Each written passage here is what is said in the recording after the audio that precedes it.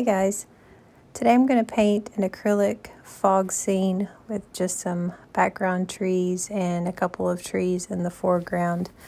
I'm going to use black and white paint and then a mixture of golden fluid, acrylics, Prussian blue, and cad yellow.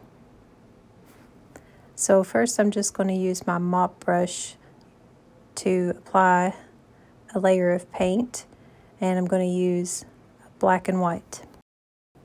If you need more help with blending the way that I'll be blending in this video, I have an acrylic blending tutorial that can definitely help you with that. Now I'm just going to start to add in a little bit of green on the same brush that I was using the white, and the black and white paint is still really wet, and it's important that it stays wet during this whole process.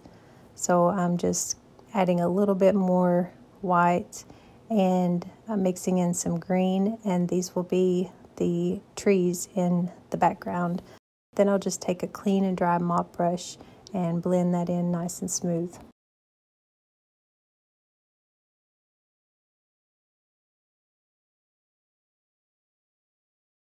So I'm just going to keep working this in layers. I'll add a little bit of green and then blend that in. And I'll just keep doing that until I've reached the desired amount of background trees, I guess. And you have to work really fast because all of this needs to blend together. And if I could offer one piece of advice when you're painting fog, fog is never just white. I mean, it can be, but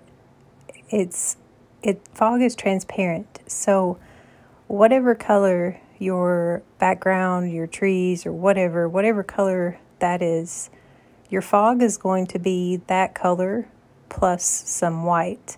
And I personally think it's a lot easier to paint a scene that looks foggy, which is what I'm doing now, rather than painting a scene and then adding fog later. I think that's a lot harder. Now I'm going to switch to a smaller mop brush. There's nothing on this brush except for white paint, and my green paint is still wet, so I'm going to start with the white paint just below the green and work my way up into the green.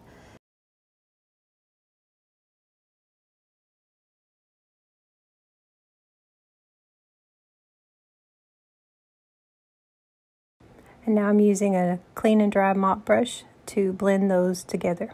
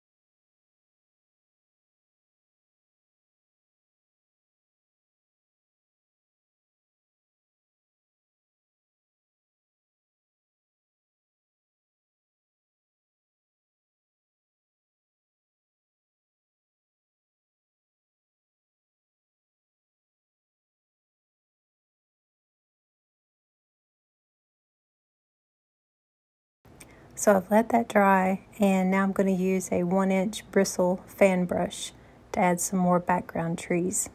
And I'm still using the same color of green, except now I'm not mixing in any kind of white, it's just the green.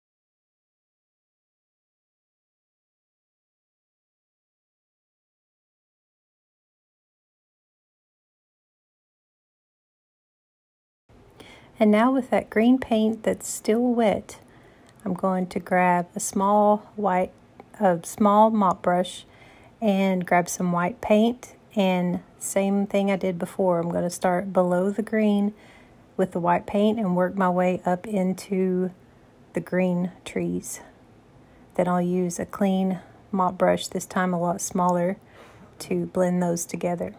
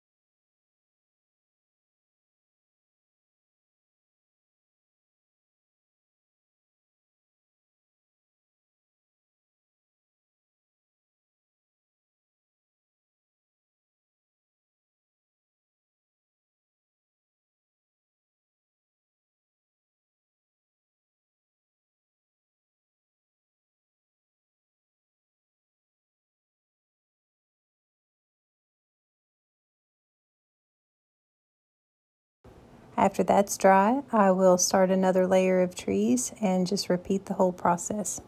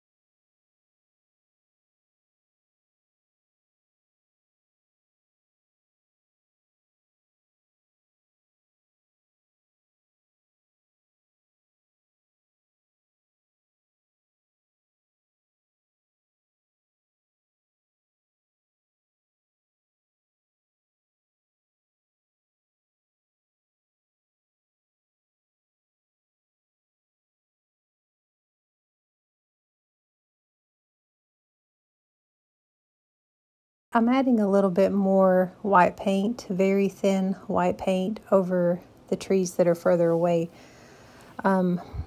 Instead of doing it like this, I could have also just painted those trees a lighter color of green, which is honestly what I should have done.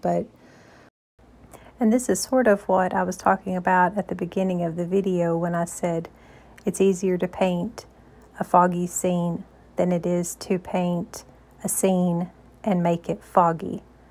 So what I'm doing right now is painting fog to a scene, and this method is a little bit harder. It doesn't look as soft and smooth. You can see a little bit of the grooves from the canvas because you have to use really thin, kind of watery white paint, and I don't really like the effect.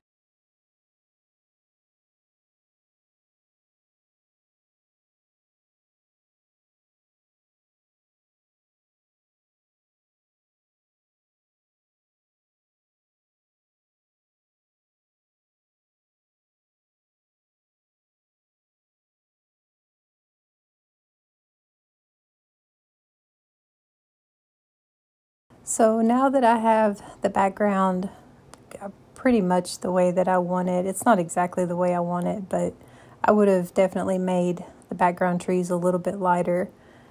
Now I'm going to paint a couple of foreground trees, and I'm using that same color green, but I've mixed in just a little bit of black, and I'm using the same fan brush.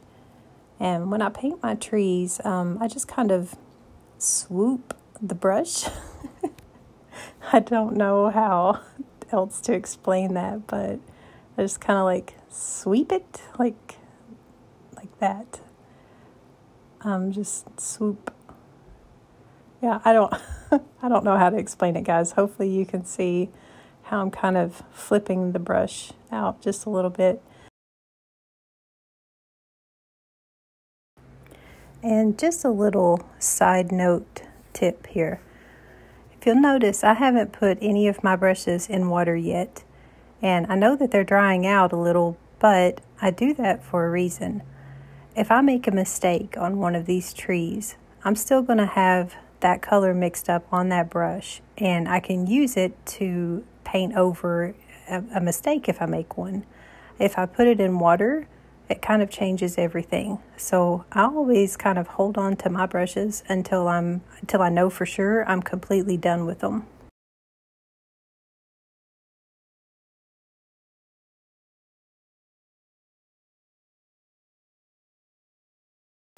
So I kind of just paint the whole tree, and then I'll go back and add a couple of extra branches that are sticking out further than the rest, and I'll make some of them flip up and some of them hanging down just to give it a little more character.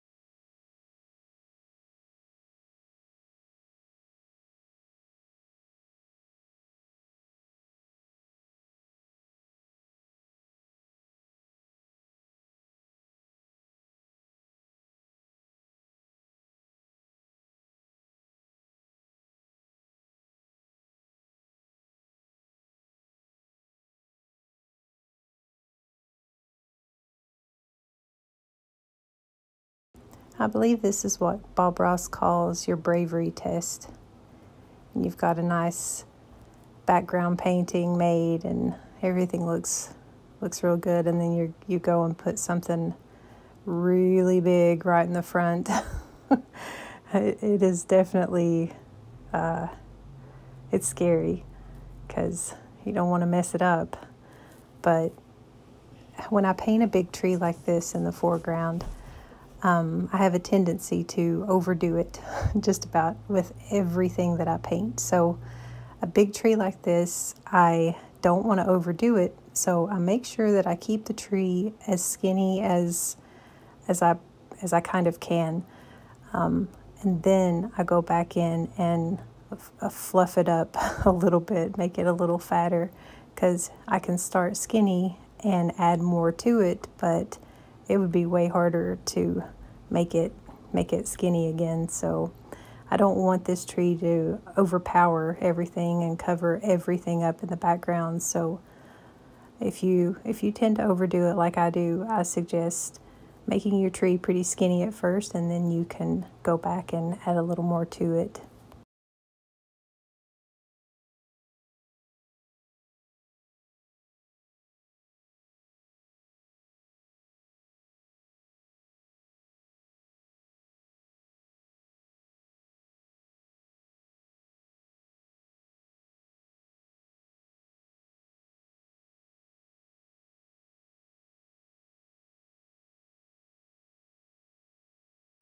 Now I've added in just a little bit more cad yellow to the green, and I'm going to apply some highlights, but not to every single branch, just a few here and there. And then after I do that layer of highlights, I'll add just a little bit of white and make them stand out just a little bit more. And then once I'm satisfied with that, I'll go back in with a little bit of black paint and darken a couple places up.